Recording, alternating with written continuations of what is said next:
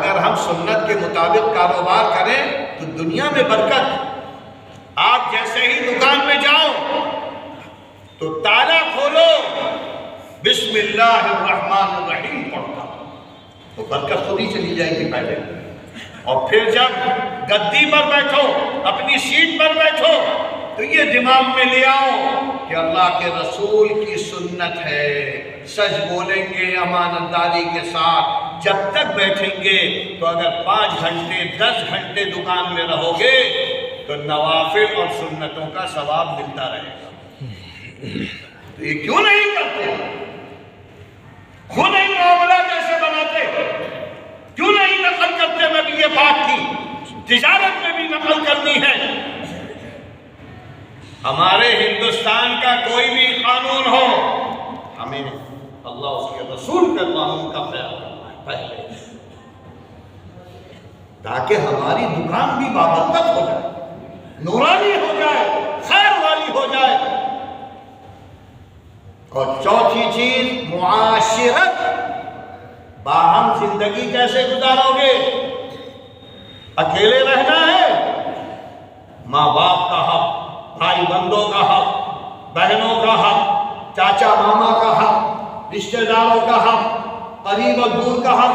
यहाँ तक कि अल्लाह के रसूल ने फरमाया कि तुम्हारे जो इंसानी हिंदू भाई हैं उनका भी हक, इंसानी हक। तो आज हम जब भाई का नहीं दे रहे तो गैरों को क्या देंगे? पड़ोसियों का हक तो इतना ज्यादा बयान फरमाया गया कि अल्लाह के रसूल फरमाते थे, लगता है कि आप हक वरासत भी दे देंगे इनको। आज हमारे पड़ोस में अगर किसी का घर है, दोनों में लड़ाइयां हैं, जरा जरा सी बात पर नफरतें हैं, डंडे चल जाते हैं, गालियां हैं। कौन सा दीन है? मुआशिरत अच्छी बनाओ। आज हमारी जिंदगी हसद और जलन में गुजर रही है। जिसको देखिए इनसे हसद, उनसे हसद, उनसे हसद। तो अल्लाह कहता है, ए हसद करने वालों, तुम्हारा दीन खत्म हो जाएगा। इसलिए कि हसद का मतलब है हम पर एतराज कर रहे हो। हमने किसी को शक्ल दी, हमने किसी को हुस्न दिया, हमने किसी को मान दिया, हमने किसी को इज्जत दी, तुम चाहते हो कि उसकी इज्जत छीन लो। तो हम पर एतराज, हमारे फैसलों पर।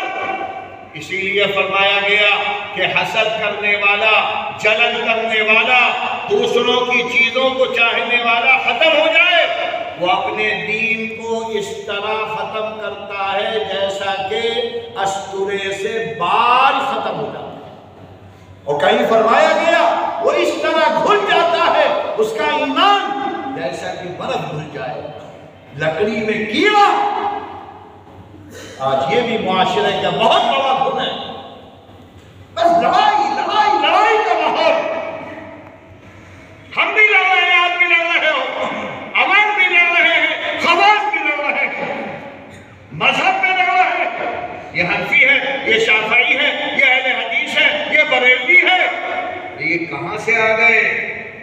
कोई नहीं कहता कि हम तो दीन मोहम्मदी पर अमल कर रहे हैं, हम तो मक्के के लोग हैं, हम तो मदीने के लोग हैं। अपने इलाके को बांट कर उस पर लड़ाइए।